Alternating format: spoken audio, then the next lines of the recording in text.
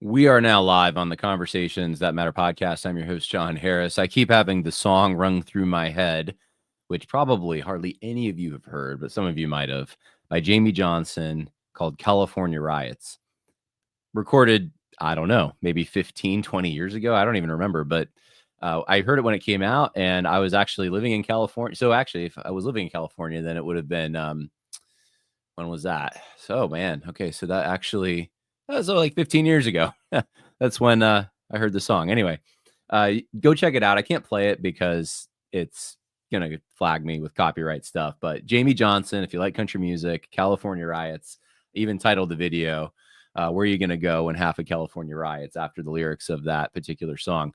But we're going to talk about the California riots today. It's a subject that's kind of near and dear to my heart just because I'm from Southern California originally. And some of these riots are happening not far from where I was born in Van Nuys, California. I'm sure there's probably, even in Van Nuys, I'm sure there's some turmoil. Who knows? When this kind of stuff happens, you never know what street's going to be the next street that you're blocked from. And that's not just riots, it's also traffic. But during these kinds of times when the tension is high, it could be traffic too. So for those who are commuting through all this, you have my sympathy and my prayers.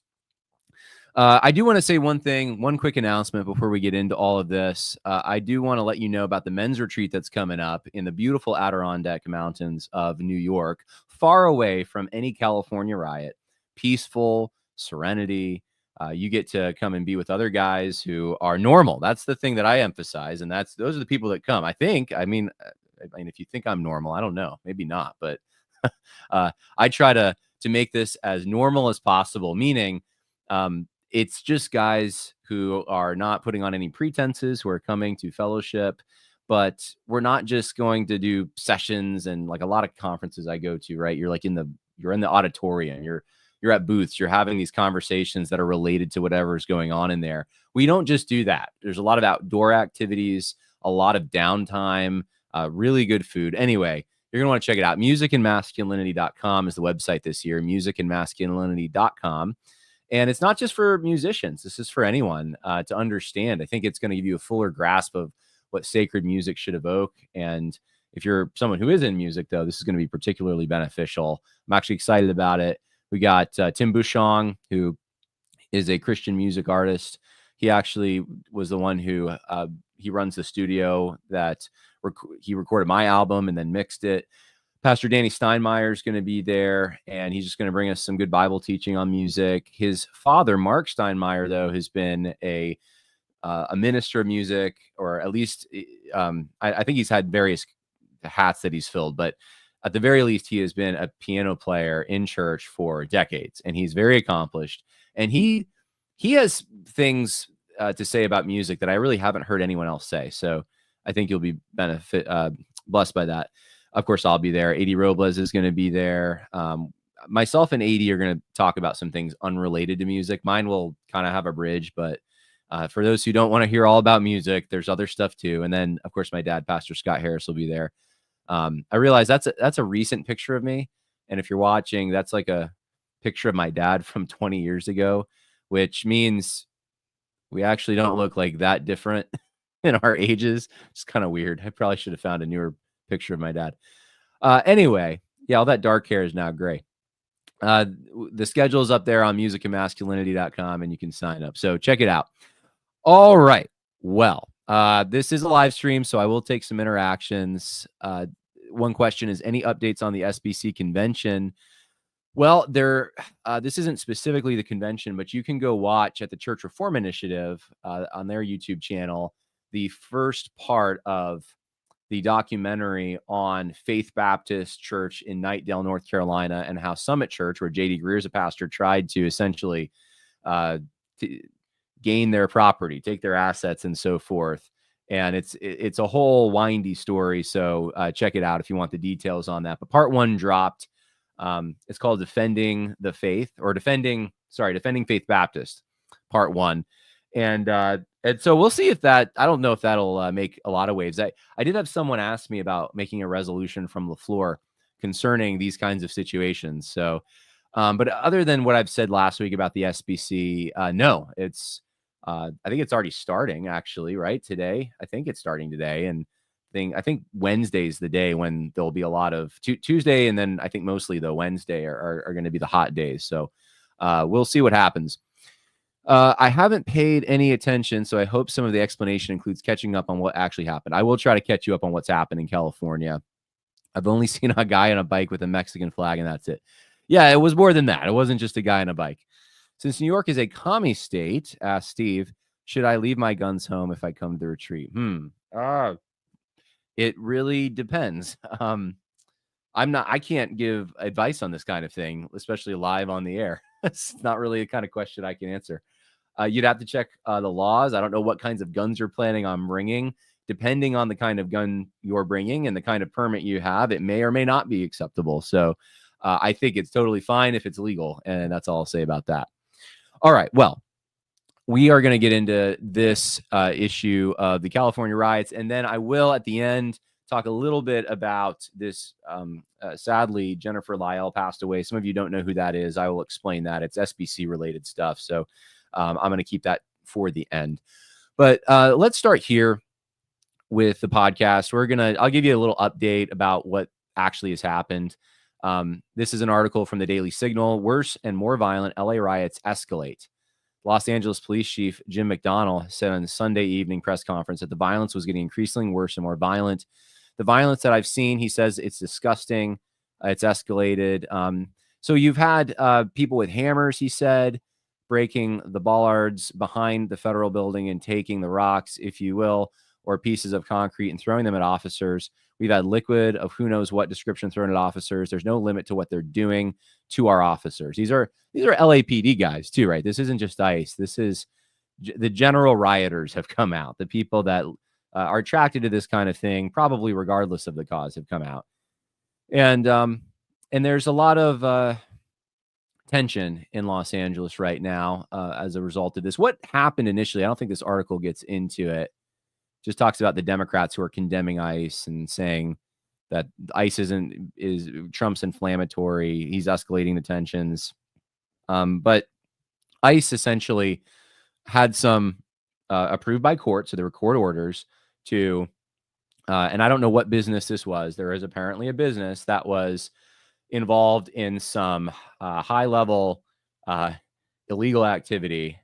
And it sounds like potentially drug trafficking and human trafficking and these kinds of things. Anyway, ICE raided, and it was the ICE raid that was, like I said, approved, that has sparked the anti-ICE demonstrations and now a general lawlessness. That's what started it. And I think that was Saturday morning, if I'm not mistaken, when this started.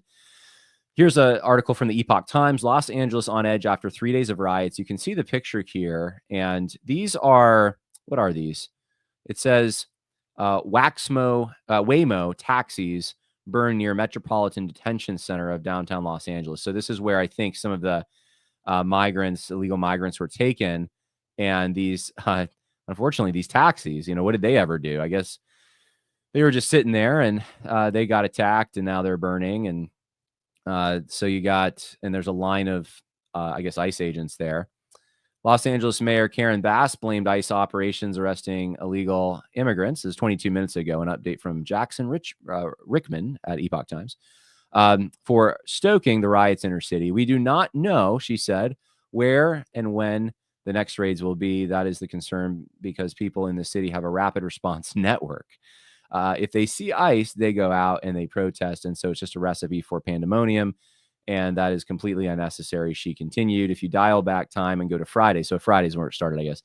If immigration raids had not happened here, we would not have the disorder. So a lot of it now is it's a spectacle. It's a media spectacle. You have all these images. And normally, normal people, again, right? I'm not the expert on normal people, but I guess I'm making myself that today with the comments on the retreat and now this.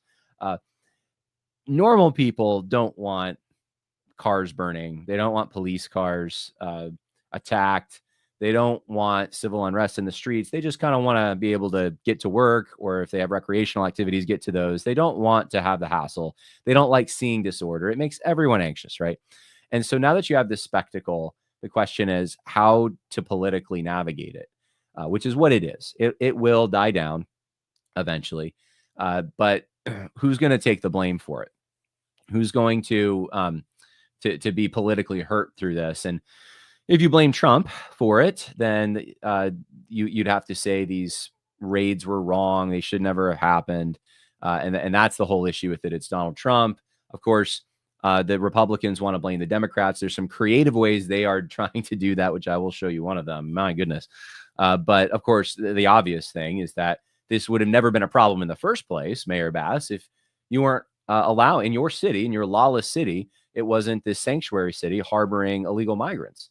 And those who have committed actual crimes, and I don't say actual as if being an illegal migrant is not a crime, it is, but I mean crimes that would be a crime whether you were an illegal migrant or not. Letting those things just happen and continue to happen, that might be the pretext for having ICE come in. You wouldn't have those problems if you just kept the city the way it should be kept, but they're not doing that. So it depends at what point I guess the timeline where you want to come in and say, this is the problem or that's the problem. But ultimately, obviously, I agree with the general consensus from the conservative media. This is a problem because Democrats made it a problem. Democrats thought they could have majorities and they wanted to help the quote unquote victims and impoverished and illegal migrants who don't have anywhere to go. And of course, the toxic empathy came out, and this has been going on for years. And it's coming to a head now. And it's been coming to a head for quite some time, but it's really coming to a head now. This is an article from the Epoch Times, What to Know About the ICE Protests. I would suggest just go check that out if you want more on what's going on. There's the famous guy with the Mexican flag on a mask on top of one of these vehicles. And this has become escalated too because Donald Trump, of course, did call out the National Guard. And I think about, what was it? How many? 2,000, troops from California National Guard. And Gavin Newsom is irate about this. He doesn't think Trump went through the proper approval process. But here's looters. I mean, he already got, like I said, these are the people who come out no matter what protest is happening. They're just going to come out and be part of it because that's who they are. So this is a scene at a gas station. So, and then since I didn't show it before, but I described it, there's the guy with the flag. So I don't have the link. You can just check it out at the Epoch Times. I think it's on the front page. I, of course, have a subscription, so I don't know if this is behind a paywall, but it'll give you a basic synopsis. So what I've already told you, though, is basically, I think, what you need to know. We're going to get into the legality of it, though, and what the conservative approach should be.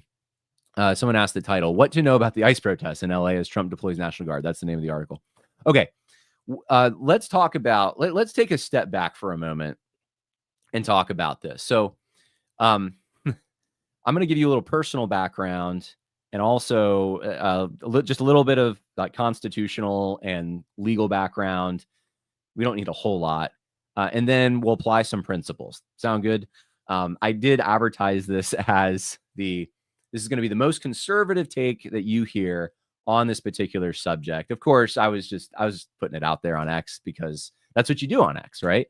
AD Robles advised me to just have fun on X. Don't take it too seriously. So, that's what I did. But I do think this probably will be the most conservative take you hear on it because I am dedicated to honoring states' rights and federalism and our Constitution as much as possible. But I also see that in many ways we're post-constitutional. And so I'm navigating these things. I think a lot of people are trying to figure out what paradigm we live in and how to navigate it. And my take, well, what I'm going to tell you is different than anything at least I've seen so far. And it doesn't mean that I'm unique, but what I've seen coming from people are the predictable guys who are more like West Coast Straussian types who think that Gavin Newsom's this rebellious Jefferson Davis type character and Donald Trump needs to go full Lincoln and just go in there and basically invade California, right? You have that. Some people think that's the most conservative thing, the most force, the most violence, the most that's the conservative thing to do, right? And then, of course, there are those who think that this is all those our arrangement with the states, the federal arrangement should be honored so that California should be California, but if they really don't want to be part of this country, they should just secede. They should just leave, right? Like the very strong decentralizers, they think that's the most conservative thing. And not sure either one of those is actually in the paradigm we are in right now. And I'll explain why as we get into the podcast.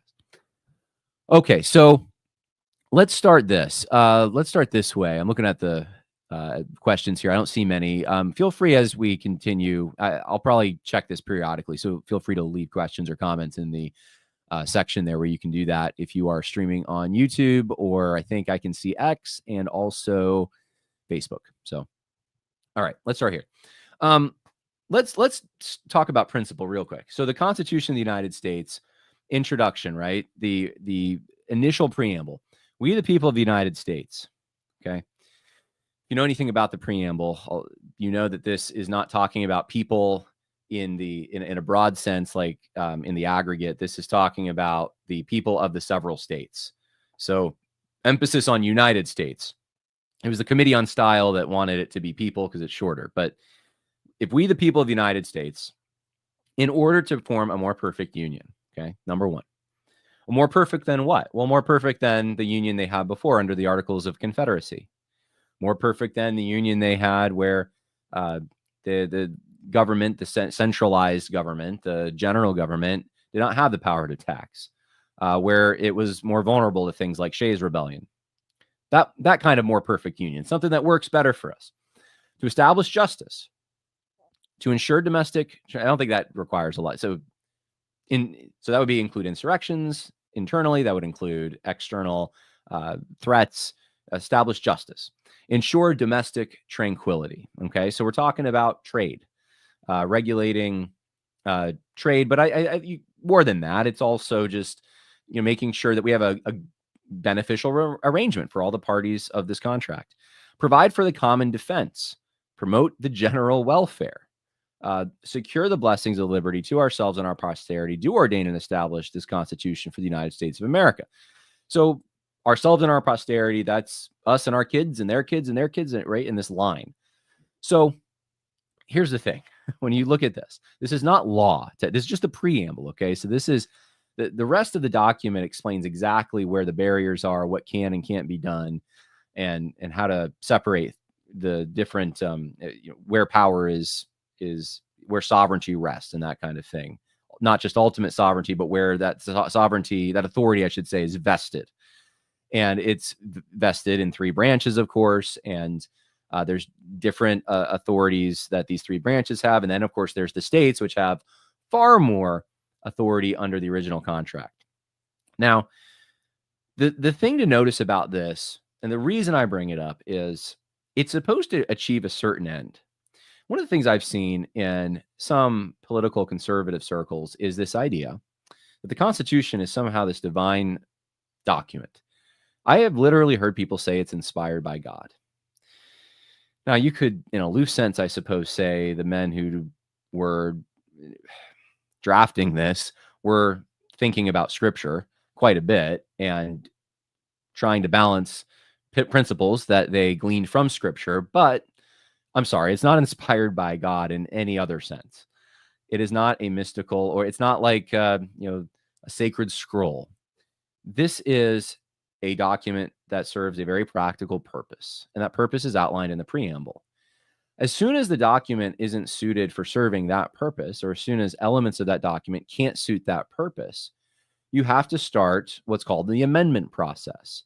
And if there's so much gridlock and you have no way, no mechanism by which to actually salvage this arrangement, then you're in a real spot, because it's no longer actually suiting the reason for the purpose for why it exists. And I think in a lot of political conservative circles, the Constitution is revered in such a way that this has become the end in and of itself, not a means to an end. Not the preamble is the end.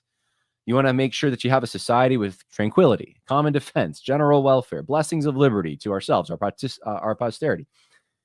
That's the goal. But when that's not happening, then you have to ask, so what's the document doing? Obviously, I'm not saying the document itself as a piece of paper failed, but obviously it's supposed to bind humans. And if the humans, this is a letter from our ancestors. This is our ancestors telling us this is what we expect. And if we've disregarded it so many times, we are to a point now where, and this is the stage that we're at in many ways, is we call it post-constitutional. And then you have an option. Do you try to get back to what you've lost, which I'm very sympathetic to, or do you recognize we've lost it and we need a different arrangement in the paradigm we're in now because of things like, well, we don't have virtue anymore. The culture's different. It's a bit, the scale's off. Whatever the case is, right? We need smaller republic. We need a different arrangement, just like the founders who crafted the Articles of Confederation and then crafted, not they weren't all the same group, but then crafted the Constitution. They did the same thing, right? Because they all decided, the Articles of Confederation, which was a perpetual arrangement, supposedly, not so perpetual, I guess, because it doesn't fulfill the tasks that we need it to fulfill. John, why are you making such arguments against the Constitution? They're not against the Constitution. They're for the Constitution. They're for the reason the Constitution exists, right? And so I think this is going to be foundational to what I say about these riots to some extent, because it gets into all this constitutional stuff, but we have to think about what applies and what doesn't in the where we live in Realville, as Rush Limbaugh used to say. We live in Realville. We don't live in, it's really great to think that we could go back to like pre-1865 arrangement. And I want to do everything we can to get back to states having more and more control. They do a better job. It's the grand experiment of if one thing works in one state and it doesn't work in another state, you can learn from that mistake. It would be great to go back to that, but we're post that, and we don't seem to be going back in every way. As hard as I fight, as hard as I try, it doesn't seem like that's the trend. Now, I'm going to keep doing what I'm doing. I'm for decentralization. I think localism is the key to, well, I think it's the solution to a lot of our ailments. But if things aren't reworked and if people aren't interested in localism, then you have to make do with what you have, right? You might not have all the ingredients for the stew you want, but if that's all you got to make camper special, as my grandma would say. So here's some guiding principles here, or I should say, here are some things to consider as we get into the immigration debate. Article 1, Section 8, Clause 4. This is in the U.S. Constitution. So this is Congress, right? Congress shall have the power to establish a uniform rule of naturalization and uniform laws on the subject of bankruptcies throughout the United States.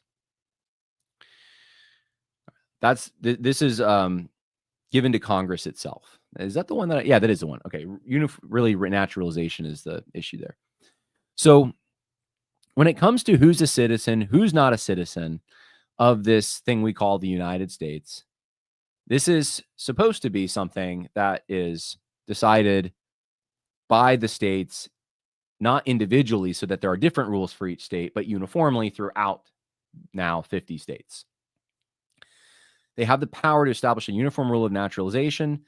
And of course, there's been all kinds of precedents and development since then. And that's come to the point today where you take a citizenship class, you get sometimes you get a green card first, but there's a process to go through in order to be a citizen. And there's a difference, obviously, I'm not going to get into that today, between natural born citizen and a citizen. Now, the 14th Amendment of the United States Constitution, which there's a really great argument to say that that's actually, that we shouldn't probably honor that just because of the way it was passed. Was it even legitimate? I will say this about that. I know the true originalists are going to say all that. It is kind of locked into all these precedents that now we're so far downstream from it, it's treated that way. So we have to deal with it, right? And the 14th Amendment to the Constitution says that all persons born or naturalized in the United States and subject to the jurisdiction thereof are citizens of the United States and of the state wherein they reside. So you're not just a citizen of the United States, you are also, you are forced to be a citizen of the state in which you reside if you follow the rules. And the rules have changed here and there. But it's Congress that's vested with this authority. It's Congress that's vested with it. So What happened to California? So I bring all that up to say what's going on in California right now is under the purview of Congress. These aren't citizens. They are not actually supposed to be here. Congress is the one that determines and enforces immigration law. Fine. Now, we'll accept that, okay? What happened to California? Well, you had the 1986, what in the world? Library of Congress, a Latinx resource guide. Really, Library of Congress? Really? We're using Latinx? All right. Okay, well, the Library of Congress, hopefully Trump gets on. Trump, if you're listening to this podcast, your Library of Congress for the United States has Latinx on it. 1986 Immigration Reform and Control Act of 1986. All right. Congress enacted the Immigration Reform and Control Act. President Ronald Reagan signed it into law in November 1986. This act introduced civil and criminal penalties to employers who knowingly hired undocumented immigrants or individuals authorized to work in the U.S. However, the act also offered legalization. Let me give you another word for this: amnesty, which led to lawful permanent residence and protective naturalization to undocumented migrants who entered the country prior to 1982. We had amnesty in 1986, meaning those who are here illegally, we just decided, you know what? Again, it's Congress, right? Congress is they get to decide this stuff. President signed it. Congress said, you know what? It's too much of a hassle, whatever. Like, we're not going to enforce this stuff. You can stay. Now, at that time, I don't know if it says how many migrants were in the country, but not nearly as many as today. 2 million, something like that, if I remember correctly. They're all granted amnesty. Now, a lot of people want to blame Reagan, and they say, oh, it's Reagan's the reason California went the way it is. Not so fast, actually. That happened nationwide. And yeah, Reagan was the one who signed this. 1994. This is where things really went south in California. Now, you could say that this had already been happening, and you had, the 86 amnesty and all that, but this is where things flipped. If you remember, California at one time was actually a red state. And it is not anymore. It is a permanent blue fortress. I think the last election, 2024, was really about whether or not the whole country was going to be that. Was the whole country going to be California or not? That's what I saw. And this is a heartbreaking thing for those who have lived there for generations. I go back, I think 6 generations, if I'm not mistaken, in California on my grandma's side. She's very proud to be from California, very heartbroken about what's happened. For years, she would say, well, if all the good people leave, what's going to happen? And try to get me to move back. And now she doesn't do that anymore. She recognizes it is so bad in California. And I mean, I could tell you story after story after story, because I go back there practically every year.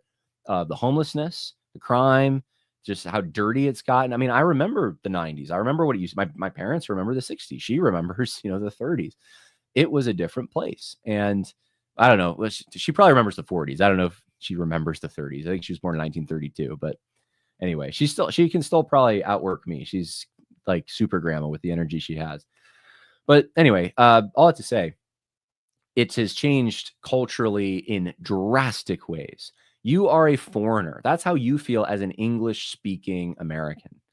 When I go back to Panorama City, where she lives, I feel like I am in Mexico. In fact, when we went to Mexico, my wife and I, a few years ago, we, in the Cancun's more like touristy and stuff, right? That area. But like driving around there, I felt like, I was like, this is like California, only better. Like, it's cleaner.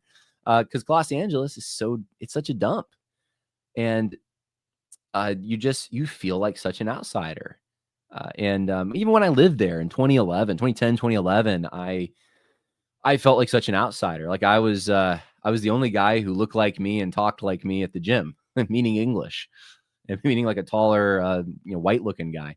That was like the local gym, but I was like, I didn't mind it so much, because you get used to those things in a way, but it was so different. I knew it was different than it had been. Anyway, off my personal stories, I'll get back to those.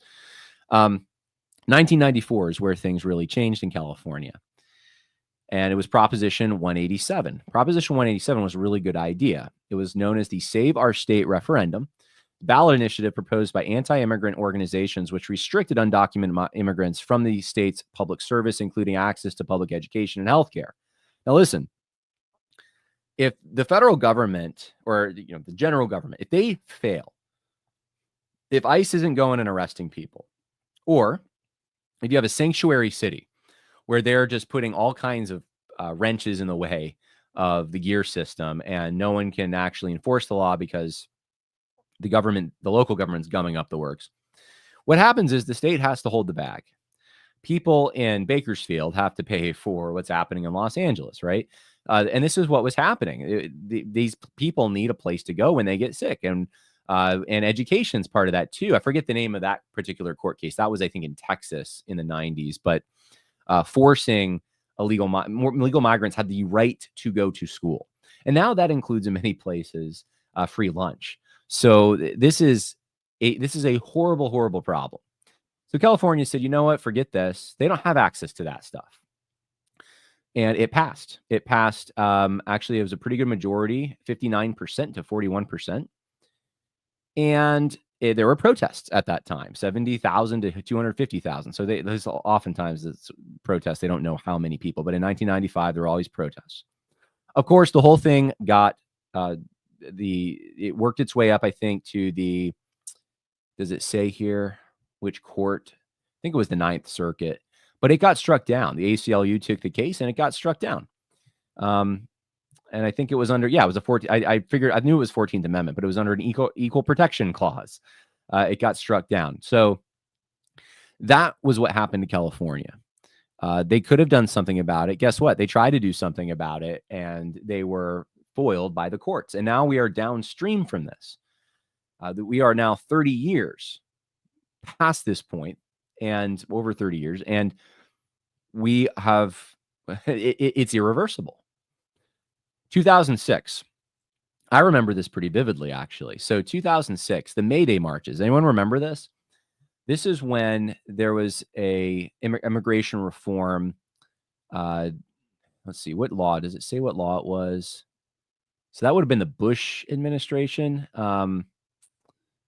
HR 4437, and it failed to pass. So we never actually got the law, but it was an intensive immigration customs enforcement. Sorry, I'm reading the wrong thing here.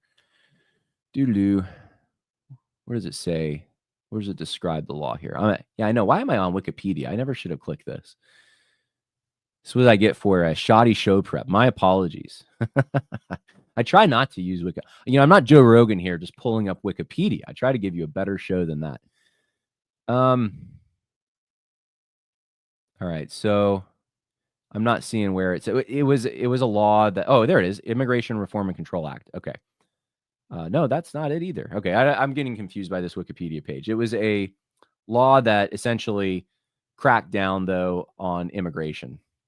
And let me see if I can find it within the article here. And they protested it. And I remember this so vividly because I think we had visited California right around that time, or maybe it was right before that time.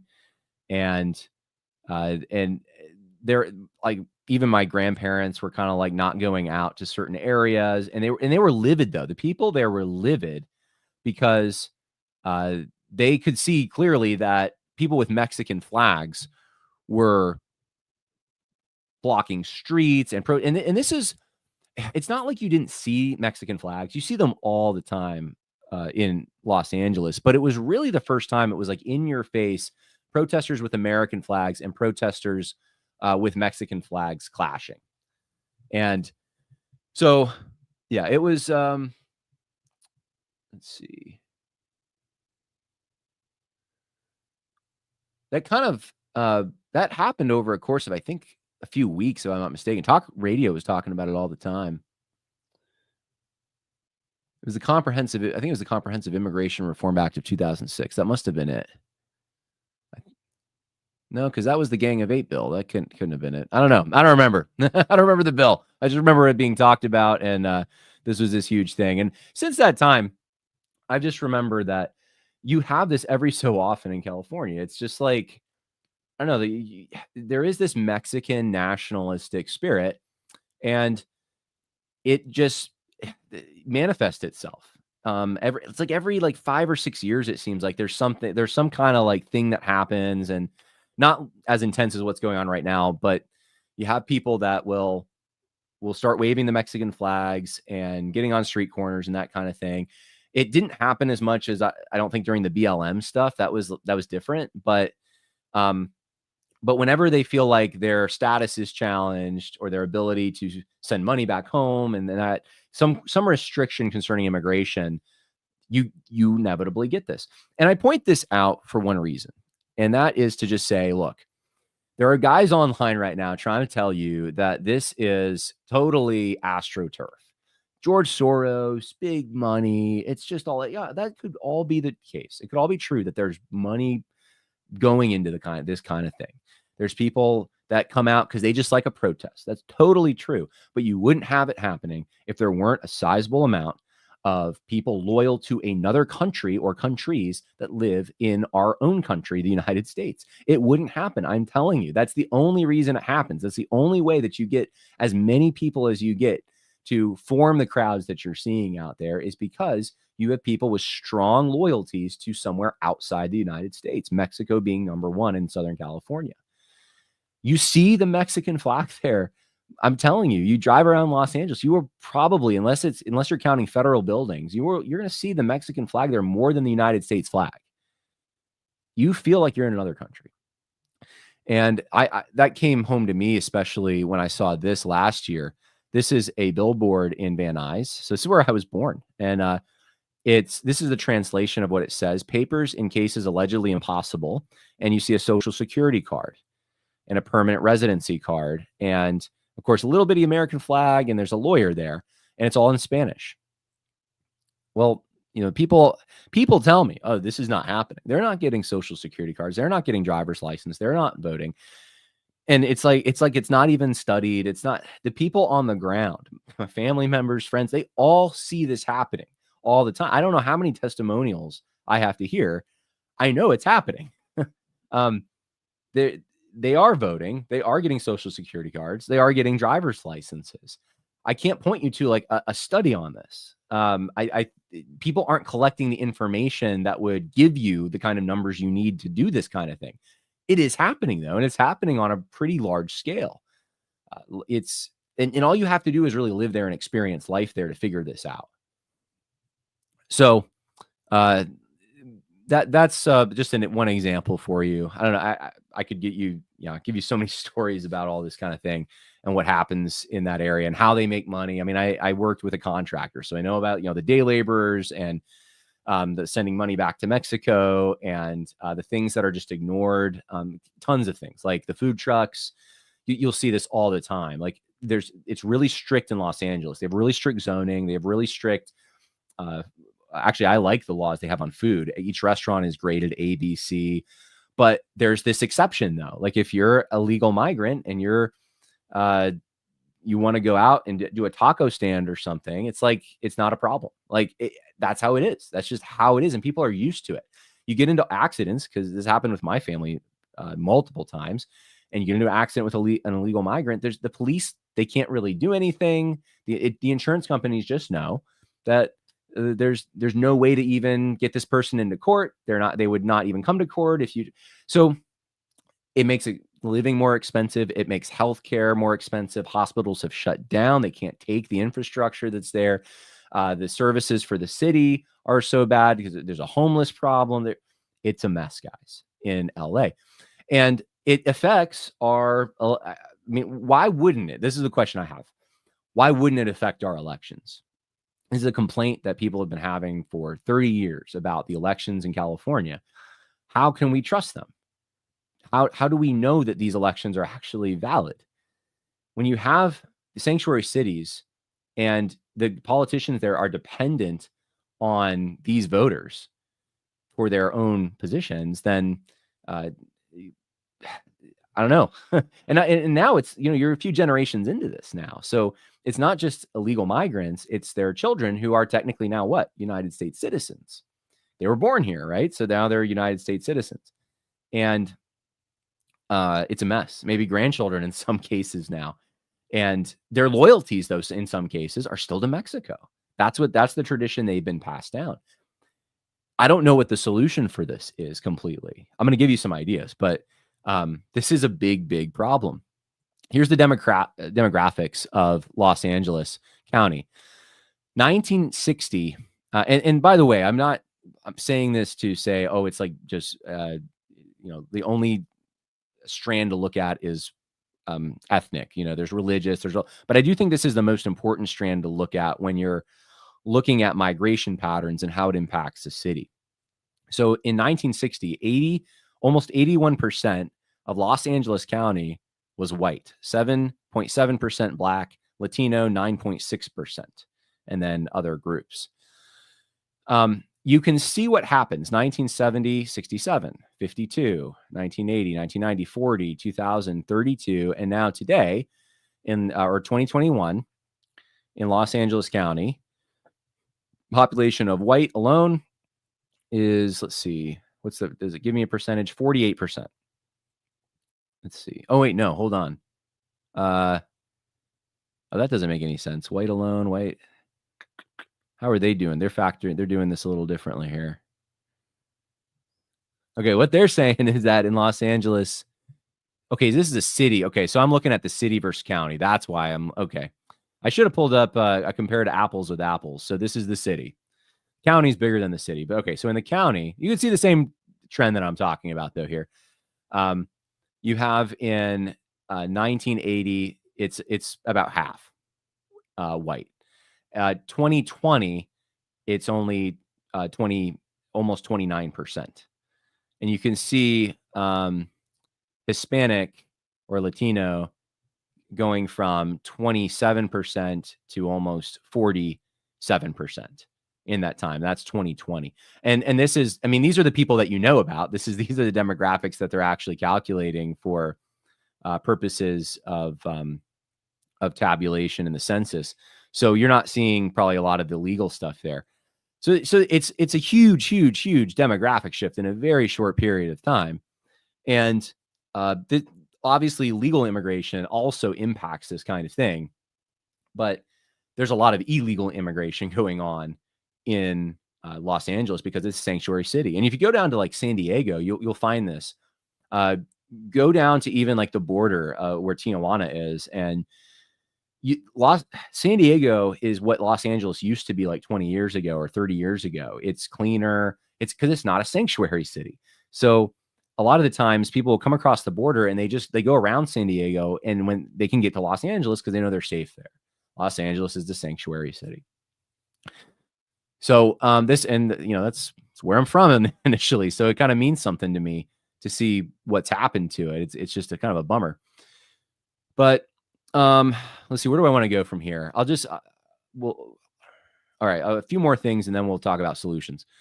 So one of the things that's going on online is there's this video being passed around of the president of Mexico talking about what's the exact word she uses? We'll mobilize. She says, we'll mobilize. And people are saying it's about the riots. It's not. It was a month ago, but it's still significant. So what happened is, in this big, beautiful bill, this tax cut, there's a 3.5% tax on remittances, meaning non-citizens transferring their money back to relatives in other places. Well, this is a large part of Mexico's income. So they have people come to the United States. They're contractors, they're maids, they're whatever they end up doing. They work construction. They send their money back to their family in Mexico. And this essentially helps the Mexican economy and infuses money and so forth. Well, Trump is saying, no, it's a tax on that now. So the president of Mexico comes out and says, hey, look, if necessary, we'll mobilize. We don't want taxes on remittances from our fellow countrymen from the U.S. to Mexico. Now, people are reading into this. What does mobilize mean? I don't know, but don't pay attention to the Twitter folks who are telling you and getting tens of thousands of likes and retweets because they're telling you it means that they're activating their Mexican like shock troops or something in the U.S. That's not what she's saying. I don't know what she's saying exactly. I mean, so maybe I'll put it this way. It could be that, I guess we'll mobilize maybe, but it's not in reaction to what happened over the weekend. And it doesn't necessarily mean that, but it is kind of a big deal. And it highlights the relationship that we have with Mexico, which It's a dependency. They depend on us for sending money back. We depend on them, and our dependence is not a healthy dependence. It's more of a corporate dependence. And certain industries depend on them for sending workers who tend to be low skilled and low wage. And they're satisfied living in situations that most Americans wouldn't be content living in. So it's obviously there's a mutual business thing going on here, but is it good for the country as a whole, our country? And no, it's not. Is it even good for Mexico? If you have someone coming, like a father, let's say, who has a husband and he's coming and he's living here and he's sending all the money back home and he's separated from his family, how good is it for them, socially speaking? That's another question. Not to mention all the drugs and, all the trafficking and all the other stuff that happens. All right. So here's where we're going to talk about solutions to this a little bit. This has become a political football. Gavin Newsom, the governor of California, daring Tom Homan to arrest him because Tom Homan's saying basically California is obstructing the enforcement of federal laws on immigration. And then Trump coming out and saying, yeah, I think Tom Homan should arrest him, which is like, I was like, oh, he's Trump, he's Trump. I don't think that's a good idea for a few reasons, but the main one being a political one, that Gavin Newsom, that's what he wants to have happen, right? I mean, the guy I think wants to be president, and a high profile thing like that would make him the anti-Trump figure that I think he wants to be. But here's what he did.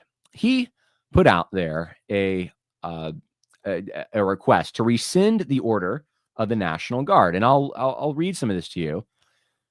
He says, and this is to Pete Hegseth, that Section 12406 of the what act? What is this? The Department of Defense Security for the Protection of the Department of Homeland Security Functions. All right. So this is part of the U.S. Code here. It states that the presidency may call into federal service members and units of the National Guard of any state in such numbers as he considers necessary to, one, propel an invasion by a foreign nation. Now, I think Trump might be able to make that case. I don't know. Two, suppress a rebellion against the authority of the government of the United States. He might be able to make that case too. Execute the laws of the United States when the president's unable to do so with regular forces, right? And then the section further states that orders for these purposes shall be issued through the governors of the state. And he's claiming no one called my office. No one called my office, and therefore you can't do this. Now, is there precedent? Have there been times when governors or presidents have done this without the governor's consent? Yes. Supposedly, what I looked up, and I don't know if this is completely accurate. I can't think of one since then, but in 1965, it was Governor Lyndon Baines Johnson sent the Alabama National Guard into Alabama during the whole civil rights marches and stuff on what they call Bloody Sunday, and trying to ensure the protection of civil rights protesters and so forth. So this was done under the Insurrection Act. I believe that was the justification that was used. And presumably Trump could do the same thing. He could use the Insurrection Act of, I think it's 1808, to make the same kind of argument that that's what you have going on here, right? Like these people who are opposing us, they're likely not even citizens. This is they're not just blocking traffic, they're attacking federal agents, federal officers. And this comes down to one of those federal, or you could say general consolidated power of all 50 states in Washington, D.C. versus against the power of the state of California. And this creates a problem for conservatives. What do you do in that case? What do you do? Aren't we like small government states' rights guys? Aren't we about the federal union and separation of powers? But also, we don't want our laws just not rejected and rogue governments just doing what they can. This influences our national elections, doesn't it? I mean, how many electoral college votes does California have? Like 50, 52, 56, something like that. I mean, they're going to lose some, but they have a significant amount of electoral votes. And this influences the greater good of the entire country. Remember what I told you earlier about the Constitution of the United States and the preamble. I mean, does this ensure the domestic tranquility? What's the goal here? And this is where I think we have to consider the actual situation that we are in 2025. We are downstream from a whole lot of bad policies that got us here. It's not going to be figured out in a weekend. There's a few options, but none of them are, it's good, better, best. That's how you have to rate them. There is no perfect option here.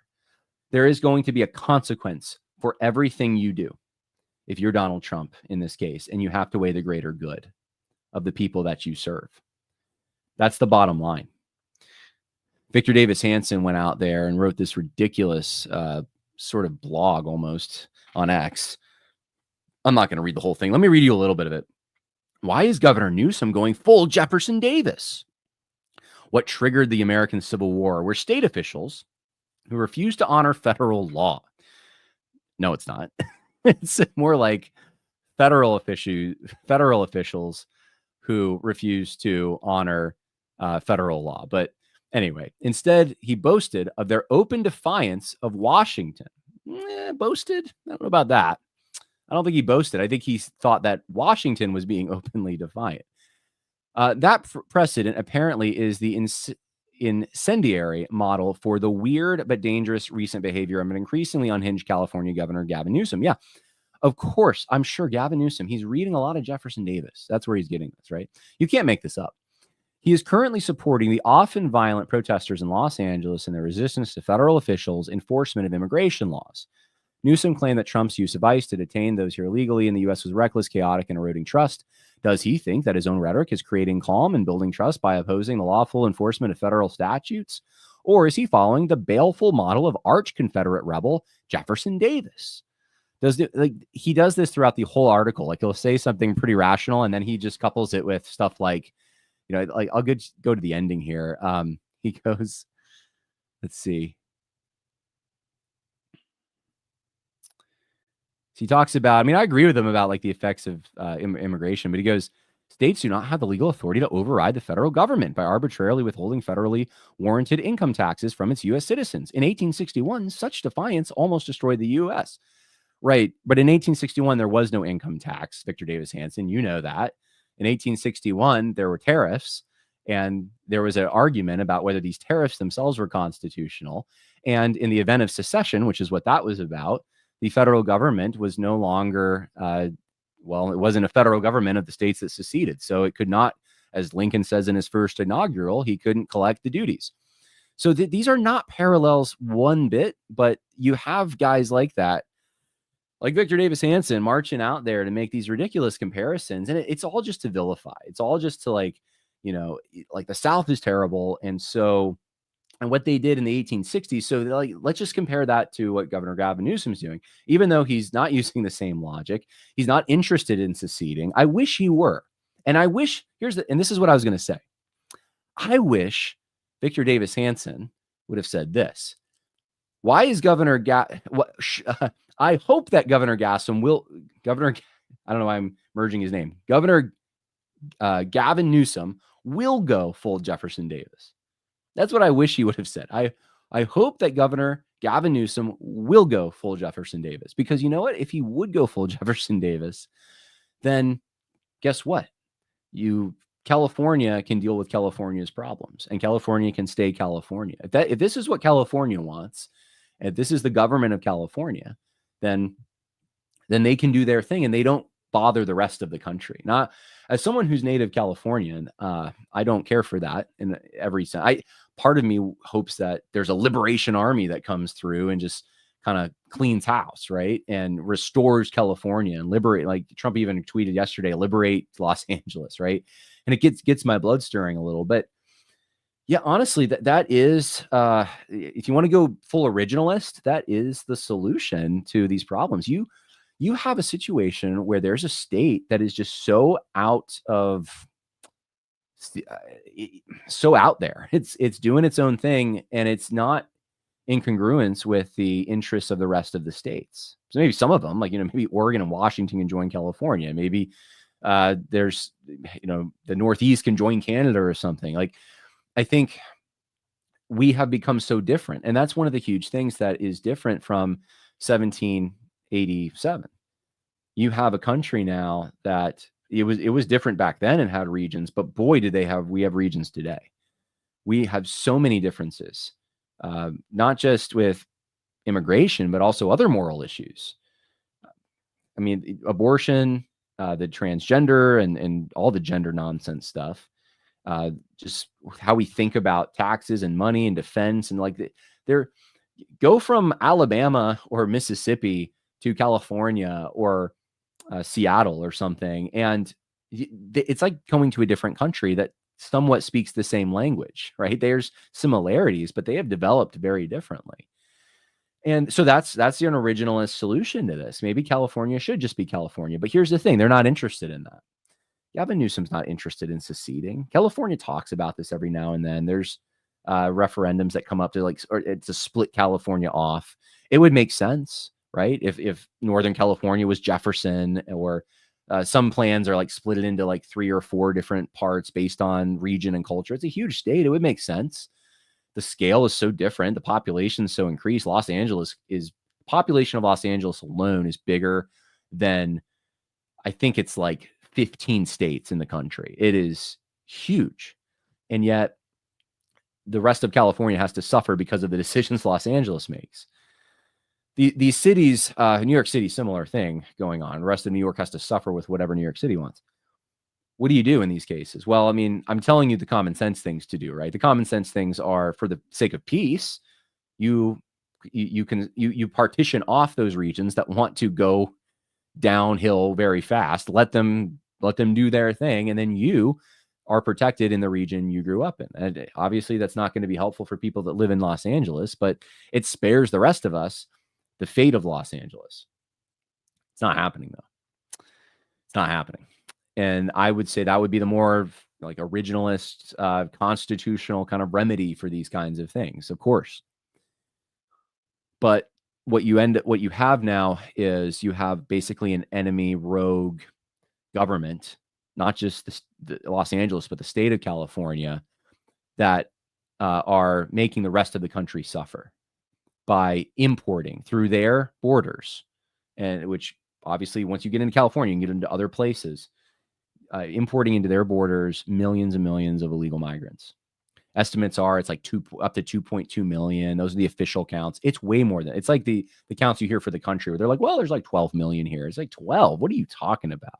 It's probably like 30 million here, right? Like I don't know how exactly these numbers are calculated. And it's an incredibly difficult thing to calculate. How do you find out the number of people who live in the shadows, right? That's the hard part of it. You can't. So a lot of it is what you see, and as you live life, what you notice. So I think it's far greater than that, having traveled a lot and just especially in recent years, man, places that you never, Boise, Idaho, right? Wisconsin, in the middle of nowhere. And it's like, where did these people come from? How did they get here? Well, obviously there's assistance going on, but you have rogue element, and it's most identifiable in a place like Los Angeles. How do you treat Los Angeles then? That's the question. They're an enemy in a sense. That's the way they're behaving, at least, right? Like they are, and they've been doing this for decades. They've been acting like an enemy. How do you treat enemies? This is where as I told you, I would have the conservative take on this. The conservative take on this is you find the constitutional remedies, but when you can't find them, because we are so downstream from so many problems that should have been rectified years ago that weren't, and we have abused the Constitution so much, and we don't have respect for law and order, and we have different visions, then you're not, if you can't find a remedy, then you have to either amend. And what would you even do? Like get maybe a vote of all the states at a certain level. You create a mechanism for kicking a state out, or maybe the state like loses its state status and becomes a territory again. I don't really know. I mean, that's a mechanism no one's talking about, because no one it's not even realistic. It's not going to pass, right?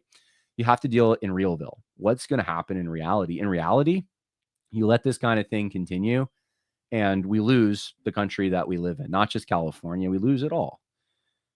And, Trump is stalling it, but he's got to figure it out. And he's got 3 years to do it. So what's the greater good in this case? Greater good is, and I hate to say it because I don't want it at all, but you have to go in and you have to clean house. That fulfills the purpose of why the Constitution was put in place to begin with. And maybe it's time to just admit that the Constitution is kind of like the King of England. We have a respect for it, but it's a written constitution that we're not really operating by anymore. We ourselves have an unwritten constitution, just like the British do. Or like the King of England, it's an archaic thing that doesn't actually matter as much, but we still tip our hats to it because it's part of our tradition, and it still it's for the headwaters from which all these other things flow. So it's very important to our identity and our history, but you have to practically look at things. I'm not saying what I want. I'm saying just what is. We don't live in a country that actually honors what the founders' vision was for this document. So does the document matter? That's the question that needs to be asked. And for the people that want to find a constitutional remedy, I would just ask, where's the remedy? I'm not seeing it. California is not interested in leaving. They're not interested in rectifying this problem. This problem is going to affect everyone else. You got to come up with something. And if everything else is dysfunctional, then it's going to end up being the one person who is functional has to make the decision. And that right now is Donald Trump. Even the state governments with decent governors, supposedly decent, aren't doing what they could be doing, it seems like. You got 3 years to push through. The federal government or the national government's not going to stop you if you assist ICE and you just, like Governor Greg Abbott was doing or talking about doing, at least before Trump was in, right? Like, he was going after the Biden administration saying, we're going to enforce the immigration stuff. He could be doing that still times 10 right now. But it seems like the state governments are just kind of coasting. They're letting the Donald Trump take care of it. And that's not a good sign. This is the time that state governors have to stand up more than they ever have because they have more opportunity to do so. So these are obviously just my opinions, but that's what I think has to happen. Trump does have to, he has to liberate California and then restore what we can of our founding vision and principles and all those things. But you can't, if you don't have a country, you can't restore any of those things. The Constitution is meaningless if you don't have a country anymore. And that comes first, having a country. So I know this is going to rub some people wrong. But that's how I'm thinking about this at this point. Like, it's such a problem and it's been going on for so long. Like, this is the one time we have an opportunity to do something about it. So I am persuadable if people, in the words of Luther, show me scripture and plain reason, or one or the other. But I'm pretty convinced that nothing but force is going to be able to actually solve these issues. You have to have a force that's capable of meeting the force that is causing the problem. So people aren't just going to wake up to Jeffersonian principles automatically and leave. California threatens this kind of thing. They're not going to do it. They never have done it. I don't think they have any intention. It's all political fanfare, and they all want to control the whole pie. They want control of DC. The Democrats aren't interested in the only time they ever do federalism and states' rights and all that kind of stuff is for things like marijuana. Like, they do their left-wing causes, but then it's always to with the goal of pushing it on the national level. They want it to be across the board. They're universalists on everything. They don't believe in localism. They'll just use it as a mechanism to get what they want. And what I'm suggesting, I suppose, is you're going to have to use maybe some state power to get back to an actual localist vision, right? I actually just wrote this whole chapter on localism for this book on the New Christian Right. And one of the things, I didn't put it in there, but I contacted the editor and I said, I've been thinking about this. I don't know if I should put it in, but the only way to really get back to this in our paradigm might be it might not be organic. That's what I've been pushing as much as possible. I'm still going to push it, like, because I think that it is possible if everyone just starts valuing their local area and forget about DC. We're going to thumb our nose at them. Like, you could have this happen, but it doesn't seem to be happening, right? So it may end up being a Caesarian kind of figure that has to arise to kind of set the republic back in order, so that things can get back to that point. That may be just reality, and I don't like it. I don't like it, but we have to deal with reality and the conditions that we're in. All right, so I'll take questions, comments, cries of outrage. In a war, the only sure defense is offense, and the efficiency of the offense depends on the warlike souls of those conducting it. General Patton. Yeah, good quote. As a Californian, I will say there are legitimate peaceful protesters, but they are overshadowed by riots, and the peaceful protesters won't call out the rioters. That's on them. Shutting down Soros means taking down Gates and a few others. I think if you shut down Soros, you won't stop this kind of stuff, to be honest with you. This stuff, I'm telling you, it is driven primarily by the fact that you imported a bunch of people who are loyal to somewhere else. That's what is happening. A blatant out of context extract that I believe shows the heart of God. Psalm 33:12, that blessed is the nation whose God is the Lord. Okay, well, thank you, James. John, the president needs to stop all federal funding to California. Oh, I didn't mention that. I probably should have. Yeah, that's another mechanism I suppose Trump could just use.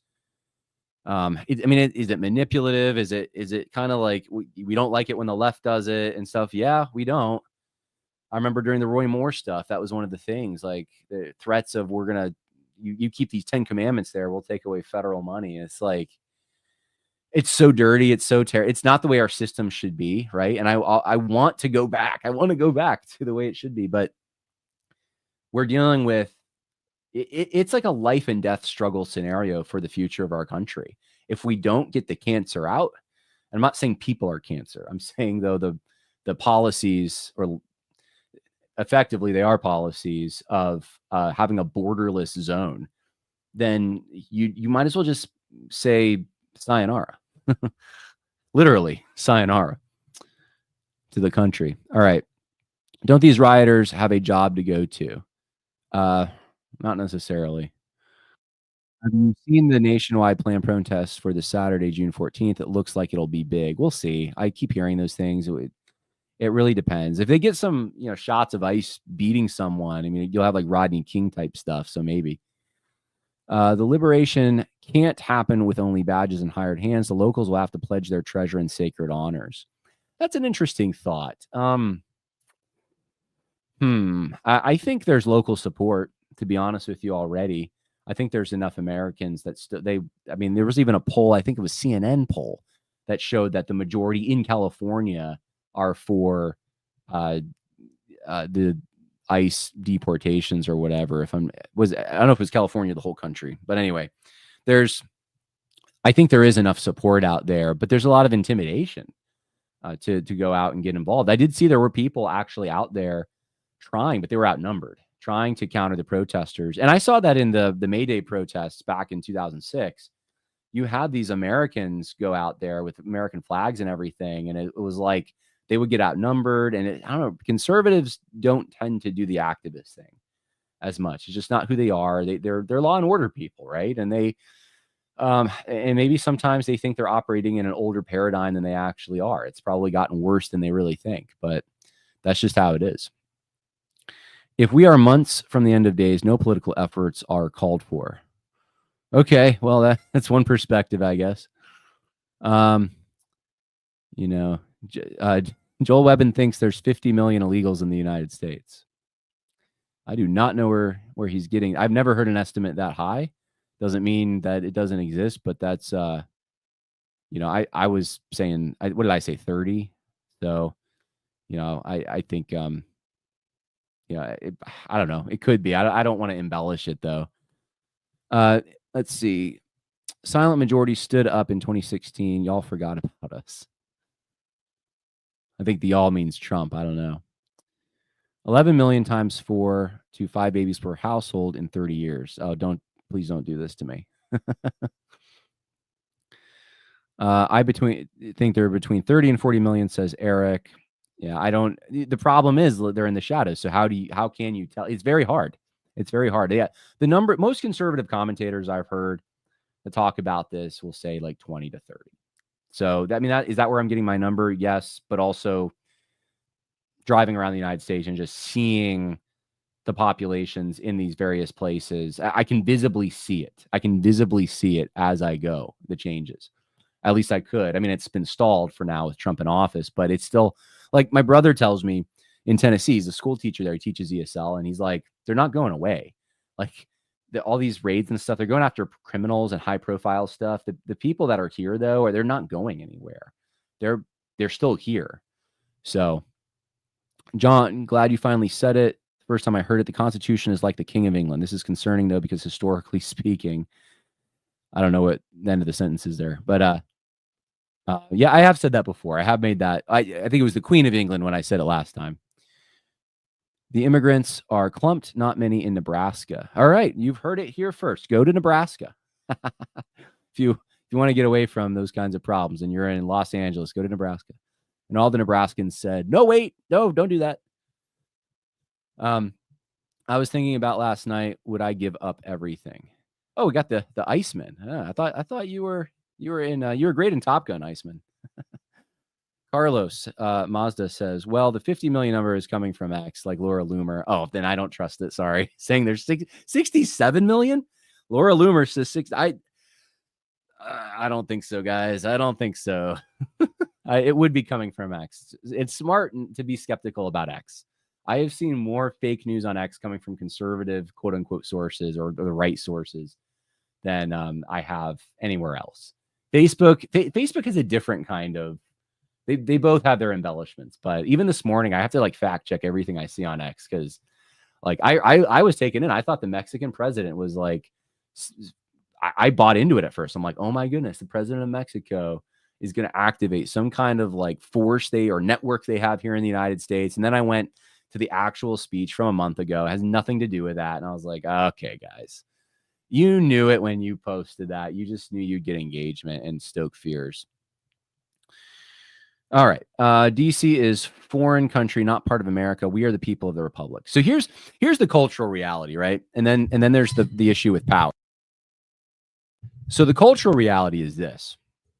Cultural reality is we probably have like 15 or so broad regions in the United States that are unique and and culturally similar enough that they could probably be self-governing.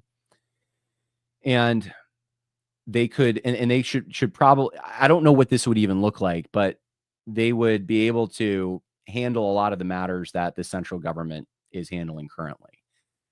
And as the Great Sort continues, this is actually increasing that, not decreasing. It is running roughshod over some cultural things, but it's also enshrining some cultural things, especially political differences. So with that means you basically have this alliance that is held together by this strong force in DC of all these very disparate cultural sectors, these regions. This is where it's not just race, it's not just religion, it's actually a whole host of factors that go into this. So if you were to like segment off Southern California or in the case of Los Angeles, you could just probably like make Los Angeles its own thing and make that like its own sort of not autonomous zone, but like its own its own state or its own region. It would be more peaceful. You would be able to help solve some of these problems in a way if other people don't have to pay for the poor decisions of people who are in certain regions, less responsible regions. But the problem is the power dynamic. The power emanates from Washington, and that keeps getting stronger and stronger and stronger. And it doesn't seem like there's much that can be done about it. Our president gets 4 years. He's hamstrung everything he tries to do. I mean, the guys who say like, let's make him be Caesar. He can just be a dictator, a Protestant Franco or whatever.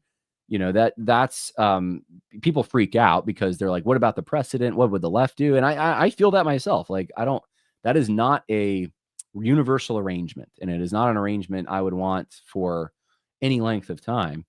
The only way I can see anything like that working, though, is you have a very virtuous leader who dies on his sword, who ends up going in there, absorbing all the power of the bureaucratic state and all the things that are going to come against it. He uses the mechanism of the guns of the federal government. Essentially, the mechanism of the federal government is turned against all of those things. He completely rewires it and then dissolves it.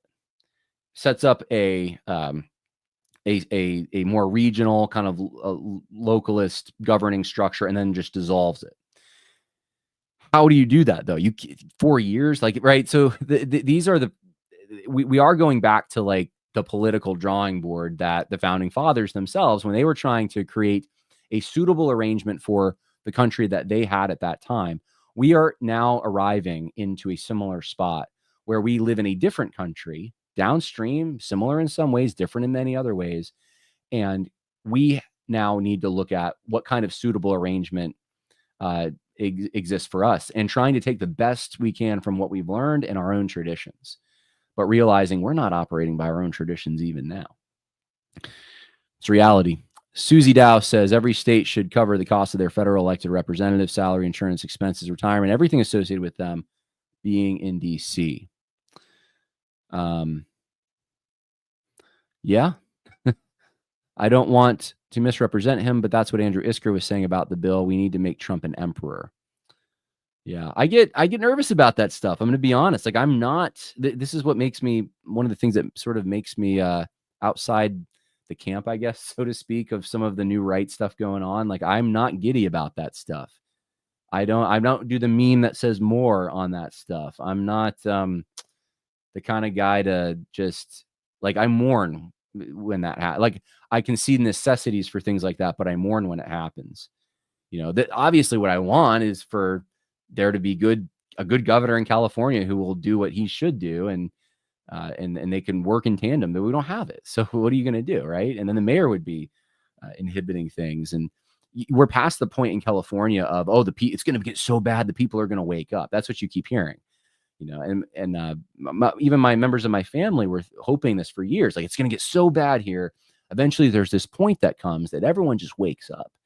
And then we'll really solve things. It never happens. It just gets worse and worse and worse. And the dependency class grows and grows and grows. And the corruption grows. And the illegal migrants coming increase. And they have children. And now those children are Americans. And now California isn't what California was. And all it took was 30 years. There are 2 states. One is a paper state. One is a constitutional state with its own constitution. The state you're born in is your constitution. Look up. I don't know what this is. Is this that sovereign citizenship stuff? I don't know. John balances out my inner Isker. Oh, you're welcome. And I like it. Andrew's a friend. So Andrew and I could probably have an interesting conversation about that, I'm sure. I do see the new right embracing more and more, though, a more sort of force and totalitarian outlook on these things. And I think that's one of the things that I know I got in trouble for sort of critiquing the Puritans, even though I think it was kind of a mild critique. And it was more the Yankees that came after the Puritans in the 1607 project, though, is that, like, you know, no, those guys are our example. And I think, honestly, what's behind some of that is, like, yes, because of that sort of centralizing tendency, and that community that marched in lockstep at the, you know, not as decentralized, that is kind of the way forward for many thinkers in the new right. Like, they want to go full Lincoln, right? Even if they like waving a Confederate flag on X because it's edgy or whatever, which is one of the reasons I do not like seeing that, to be honest. Like, I think it's all our American flags, all of them, to me, are they're meaningful because of the men who have fought under them, and all, you know, they have historical context. But anyway, they're guys who use those symbols, but even they sometimes want to go like full Lincoln on these things, because it's just about, we've been kicked to the curb by this monstrous government, and we want to just take it over and use it against itself. I get it, but I guess where I would say would have a lot of caution is that's not the universal arrangement. That's not and to think it is isn't really even traditionally an American thing. It would be in a state of emergency, which you could argue we're in or have been in. And it's a measure to restore what was lost as much as we possibly can. It's a means to an end. Just like I said at the beginning of this, the Constitution itself is also a means to an end. And what's that end? Well, it's the general welfare of our people. It's giving them as much liberty as possible and self-government so that they could be left alone to make their own decisions. That's not a libertarian, autonomous argument I'm making. I'm saying that there's been these arrangements for centuries that have developed, that have worked, and we want to conserve those things because the experience and wisdom of the past is better than the novelties of ideology. And I'm very suspicious of ideology. So whatever kind of arrangement that would be a force, like a military dictatorship or whatever, it would have to be to restore what's been lost. That would be the reason for it, to make it a more perfect union. And it may end up being that we're going to look to regions and say, this region is not compatible with the United States anymore. It's just not. I don't know how Los Angeles is lost, guys. It's my home. I'm sorry. I mean, it's where I was born, at least. I feel like I'm at home there. I still love going back, even with the homelessness and all of that. I love going back because it's my, it's part of me. But I know enough to recognize when I'm there, like, this isn't effectively part of the country anymore. It's got things, it's got, you can still see the past, but it's not the future. The future is like surrounding LA. You have to go up to, like, Canyon Country or Valencia or something. And then you see, like, the people who used to live in LA who moved out and have settled in those regions. And it's like, oh, I'm back to America or something like that. Right.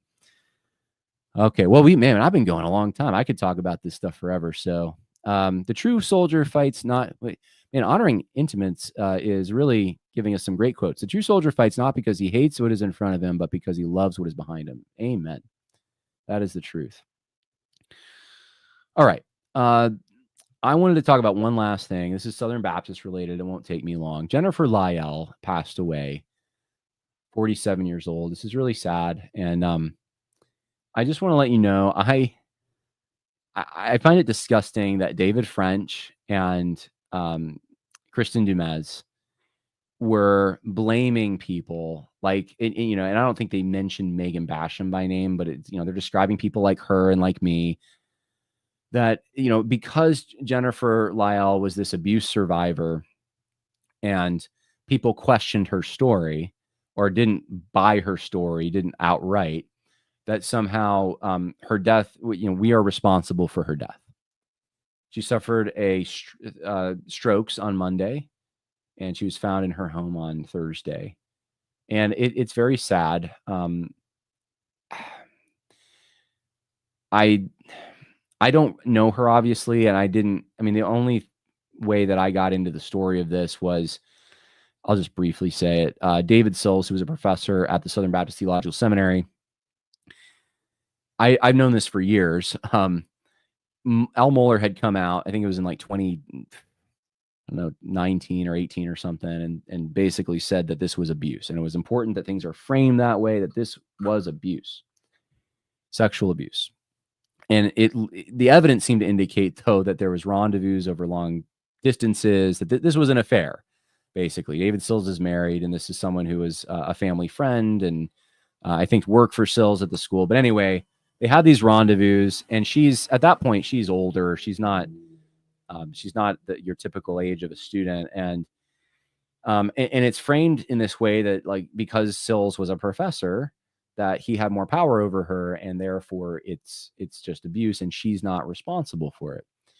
And anyway, long story short, I've been critical of that, of saying, well, like, what's the evidence here to suggest that this is sexual abuse, when it seems like this is a consensual thing. I mean, she'd go out of her way, right? So anyway, people are going to criticize this and say you're talking ill of the dead or something, but it's not. I guess I sort of have to talk about it because of the attacks coming from it, that she died as a result of people like Megan Basham questioning her story. So I actually sent Megan a text. Megan did not know Jennifer was sick. I found out, and I sent her a text 3 days ago on the 6th. And Megan's response to me in my own text message, or my own, it was on Signal. So my own message on Signal was to say that she was sorry to hear it and she's praying for her.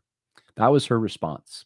And I just want people to know that, because it's kind of sick to me to just to blame that on her. And also, pray for the Lyle family. Pray for them. This has got to be a difficult time, and I don't know enough about Jennifer Lyle to know where all her convictions were. I'm assuming, though, she made a profession of faith, and despite whether she was, however she handled these allegations and so forth, my hope is that she is in heaven, and I wish no ill will towards her family or anything like that. I think it's incredibly sad at such a young age to go like that with strokes. So very sorry to hear that. And I did want to make a defense of people like Megan. So that's all I wanted to say. And it doesn't say the cause of death other than the strokes. So that's all we have. All right. Well, I think that's all I had for you today. That's it. Yeah. Hopefully that was an interesting kind of, I don't know, outside the box. It was really just my commentary, my opinion, a lot of it, but I hope that was helpful to think through some of these issues, because I think that in the days and the years ahead, we're going to come into contact with more and more issues that we don't have great solutions for, even within our constitutional frame, because it assumes that these states are coming together because they have a shared vision, and they want a mutual benefit and so forth. And they do not have a shared vision now. Very far from it. And less so now than maybe we've ever had in some ways. I mean, you could say that the Northeast had a different economic interest than the South, and during that whole federal period, and then leading up into the Civil War and all that. But there was more power vested in the states at that time to do something about it. We just haven't had that for a long time. And part of it is we don't have men that are, very quality people either. Like, we don't have virtuous men who are willing to take the shots. A lot of them ladder climb. That's the majority of people we have in politics, it seems. So you got to cultivate virtue. Virtue's where it's at. And that's how republics fall, is when you don't have virtue. So, one thing I forgot. I think I probably, that boat sailed, but I was going to talk about National Guard history a little bit too, but maybe I'll say that for another podcast, because that's a whole nother thing in this. Should the federal government be able to just activate state National Guard like that?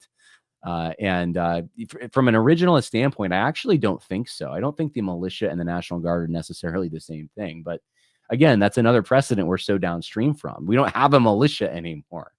Not like we did at the beginning. It's not like this sort of deregulated force that's maybe registered on a state roll somewhere. Now it's like you have a National Guard, and it's basically an arm of the national government now. The states don't really have much power over them. I mean, it's kind of sad to me, but this has happened in incremental steps over the course of years. So we are where we're at. All right. God bless. Appreciate everyone streaming in, and pray for our country, pray for the Southern Baptist Convention. And as always, I'll see you later this week.